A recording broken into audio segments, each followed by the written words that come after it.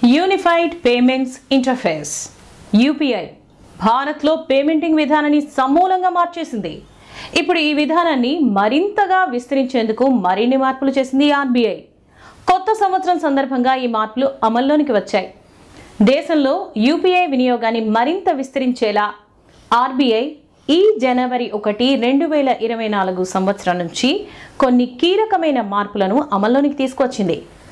Online బ్యాంకింగ్ని మరింత సులభతరం చేసేందుకు, వినియోగదారులకు సులువైన మంచి ఎక్స్పీరియన్స్ని అందజేయడానికి యూపీఐ పేమెంట్స్ చేసే ట్రాన్సాక్షన్ ప్రక్రియలో 8 ముఖ్యమైన మార్పులు ఈ జనవరి 1వ తేదీ నుంచి చోటు చేసుకోనున్నాయి.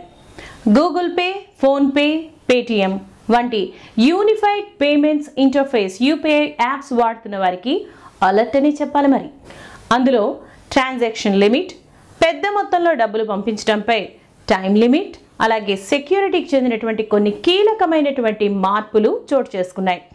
మరి ఆ 8 మార్పులు ఏంటో మనం ఇప్పుడు తెలుసుకుందాం. Hello, I'm Lavanya. Welcome to Yuvraj infotainment channel.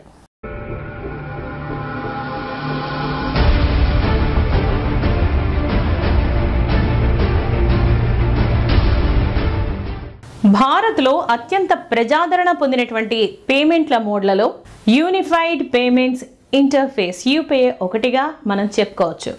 National Payments Corporation of India NPCI 2016లో ఈ యూపీఐ ప్లాట్ఫామ్ను అభివృద్ధి చేసింది. భారతీయులు డబ్బు చెల్లించడం లేదా స్వీకరించే విధానాన్ని అనూహ్యంగా మార్చేసిందనే చెప్పాలి. గత కొన్ని నెలలుగా ఎన్పిసిఐ యూపీఐ పేమెంట్లలో అనేక మార్పులను ప్రకటించింది.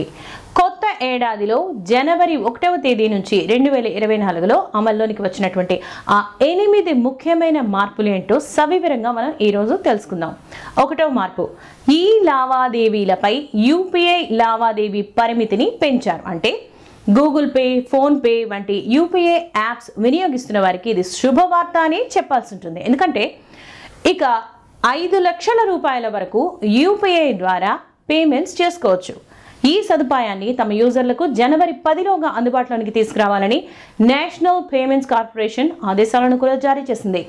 గతేడాది డిసెంబర్లో RBI governor Shaktikant Das UPI పేమెంట్ల లావాదేవీల పరిమితిని గతంలో 1 లక్ష రూపాయల నుంచి 5 లక్షలకు పెంచినట్లు ప్రకటించారు. ఆసుపత్రులు, విద్యా సంస్థలకు చెల్లింపులు చేసేందుకు ఈ పెంపు వర్తిస్తుందని, ఆన్లైన్ చెల్లింపుల కోసం యూపీఐ పేమెంట్లను స్వీకరించనున్నట్లు గవర్నర్ ద్వైమాసిక ద్రవ్య విధాన కమిటీ అంటే ఎంపీసీలో ఒక ప్రకటనలో తెలియజేశారు. సింపుల్గా చెప్పాలి అంటే ప్రస్తుతం మ్యూచువల్ ఫండ్ల సబ్స్క్రిప్షన్స్తో పాటు కొన్ని విభాగాలకు ఈ చెల్లింపు పరిమితిని 15,000గా ఉంది. అలాగే ఇప్పటి వరకు ఆసుపత్రులు, విద్యా సంస్థలకు యూపీఐ ద్వారా ఒకసారి 1,00,000 రూపాయల వరకు చెల్లించేందుకు అనుమతి ఉంది. కానీ ఇప్పుడు ఆ పరిమితిని 5 లక్షల రూపాయలకు పెంచుతున్నట్టుగా ఆర్బీఐ ప్రకటించింది. ఇక 2వ మార్పు, ఇన్యాక్టివ్గా ఉన్న అంటే ఐడిని క్రియేట్ చేశాక వాటిని వాడకుండా అధిక కాలం పాటు వినియోగించకుండా ఉంచేసినటువంటి యూపీఐ ఐడీలు డీయాక్టివేట్ కానున్నాయి.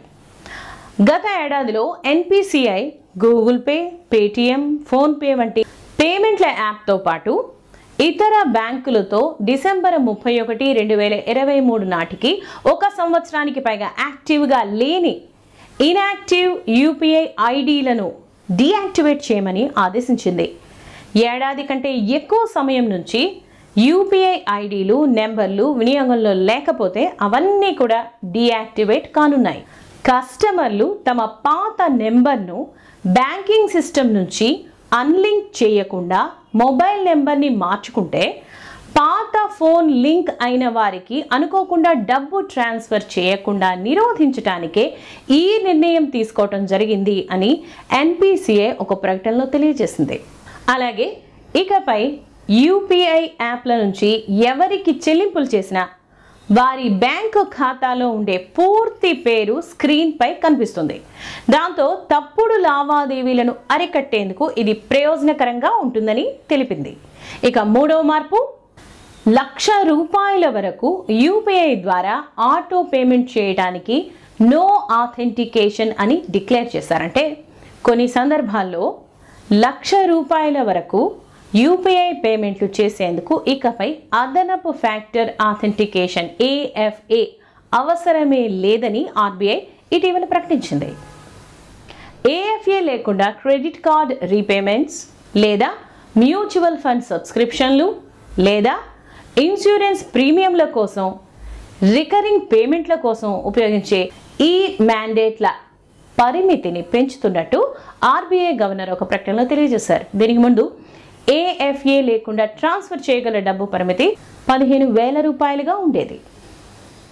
ఇక 4వ మార్పు, యూపీఐ లైట్ వాలెట్ ట్రాన్సాక్షన్ తాలూకా లావాదేవీ పరిమితిని ఈ జనవరి 1వ తేదీ నుంచి పెంచారు. అంటే ఆఫ్లైన్లో చేసినటువంటి యూపీఐ లైట్ వాలెట్ల లావాదేవీ పరిమితి కూడా 200 రూపాయల నుంచి 500 రూపాయలకు పెరిగింది. నగదు ట్రాన్స్ఫర్ చేయగల గరిష్ట మొత్తం 2,000 రూపాయలుగా ఉంది. ఇంటర్నెట్ కనెక్షన్లు తక్కువగా ఉన్న ప్రదేశాల్లో, గ్రామాల్లో, కుగ్రామాల్లో, కొండ ప్రదేశాల్లో ఈ వినియోగాన్ని ప్రోత్సహించే దిశగా ఈ ఫెసిలిటీని అందుబాటులోకి తీసుకువచ్చారు. ఇక 5వ మార్పు, నిర్దిష్ట యూపీఐ పేమెంట్లపై ఇంటర్చేంజ్ ఛార్జీలను విధించారు. అంటే నిర్దిష్టమైనటువంటి వ్యాపారులు యూపీఐ ద్వారా చేసే పేమెంట్లపై 1.1% ఇంటర్చేంజ్ రుసుమును విధిస్తున్నట్టుగా ఎన్పిసిఐ ప్రకటించింది.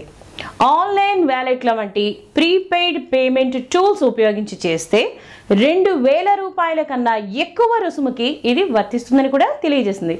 ఇంకాస్త డీటెయిల్గా చెప్పాలి అంటే డిజిటల్ వ్యాలెట్లు లేదా ప్రీపెయిడ్ పేమెంట్ ఇన్స్ట్రుమెంట్స్ని ఉపయోగించి చేసేటటువంటి యూపీఐ చెల్లింపులపై 1.1% ఇంటర్చేంజ్ ఛార్జీ వర్తిస్తుంది. అయితే 2,000 రూపాయల పైన చేసే మర్చెంట్ లావాదేవీలపై మాత్రమే ఈ తరహా ఛార్జీలను విధిస్తారు.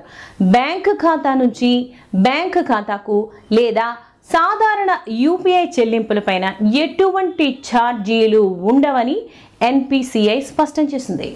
ఇక 6వ మార్పు, కొన్ని యూపీఐ పేమెంట్లపై 4 గంటల పరిమితిని విధించారు. అంటే పెరుగుతున్నటువంటి ఆన్లైన్ పేమెంట్ మోసాలను అరికట్టడానికి ఆర్బీఐ కొత్తగా యూపీఐ పేమెంట్లు అందుకునే అంటే యూపీఐ పేమెంట్ని రిసీవ్ చేసుకునే యూజర్స్కి 2,000 కన్నా ఎక్కువ మొదటి పేమెంట్ చేసే వినియోగదారులకు 4 గంటల కాల పరిమితిని కూడా ప్రతిపాదించింది. అంటే యూజర్లు ఇంతకు ముందు లావాదేవీలు చేయని మరో వినియోగదారులకు 2,000 రూపాయల కన్నా ఎక్కువగా మొదటి పేమెంట్ చేసిన ప్రతిసారి ఈ కొత్త పరిమితి అనేది వర్తిస్తుంది. ఇక 7వ మార్పు, UPI for secondary market rule. అంటే ఎన్పిసిఐ బీటా వర్షన్లో యూపీఐ ఫర్ సెకండరీ మార్కెట్ని ప్రారంభించినట్లు కూడా ప్రకటించింది. HDFC bank UPI for secondary market సౌకర్యంలో భాగంగా ఎన్పిసిఐ యూపీఐ పేమెంట్ల యాప్ ద్వారా లావాదేవీలను ఇది అందజేస్తుంది. ఇక 8వ మార్పు, UPI ATM tap and pay ఫంక్షనాలిటీని అందుబాటులోకి తీసుకొచ్చింది. అంటే హిటాచీ పేమెంట్ సర్వీసెస్ ఎన్పిసిఐ సహకారంతో దేశంలోనే మొట్టమొదటిగా యూపీఐ ఏటీఎంని వైట్ లేబుల్ ఏటీఎం WLA గా ప్రవేశపెట్టింది. దీంతో వినియోగదారులు మీ బ్యాంక్ అకౌంట్ నుంచి నగదును విత్డ్రా చేసుకోవటానికి QR కోడ్ను స్కాన్ చేయొచ్చు. NFC ఫీచర్ ఉన్నటువంటి ఫోన్లతో యూపీఐ సభ్యులు త్వరలోనే యూపీఐ ట్యాప్ అండ్ పే ఫంక్షనాలిటీతో అందుబాటులోకి రానుంది. ఇక 9వ ముఖ్యమైన విషయం ఏంటంటే దేశవ్యాప్తంగా యూపీఐ ఏటీఎంలను కూడా ఏర్పాటు చేయింది ఆర్బీఐ. దీంతో QR కోడ్ను స్కాన్ చేసి క్యాష్ విత్డ్రా చేసుకునే అవకాశం కూడా లభిస్తోంది. ఈ తరహా ఏటీఎంలు దశల వారీగా దేశవ్యాప్తంగా అమల్లోనికి రానున్నాయి. ఇది చాలా మంది ప్రజలకు గుడ్ న్యూస్ అనే చెప్పాలి.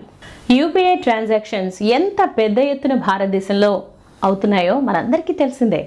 National Payments Corporation of India NPCI data ప్రకారం 2022తో పోలిస్తే వాల్యూమ్ పరంగా 59%, అలాగే విలువ పరంగా 45% పేమెంట్స్ పెరిగాయని 2023లో 182.2 లక్షల కోట్ల రూపాయల విలువైనటువంటి 11,765 యూపీఐ లావాదేవీలు ప్రాసెస్ చేయబడ్డాయని తేల్చి చెప్పింది. సో ఇప్పుడు అమల్లోనికి వచ్చిన రాబోతున్న మార్పులతో మన భారత ప్రజలు ఇంకా ఎక్కువగా లబ్ధి పొందనున్నారని చెప్పాలి. మీకు ఈ ఎపిసోడ్ నచ్చితే మీ ఫ్రెండ్స్కి చెప్పండి. యువరాజ్ ఇన్ఫోటైన్మెంట్ ఛానల్ని సబ్స్క్రైబ్ చేయండి, లైక్ చేయండి, షేర్ చేయండి. And thank you for watching.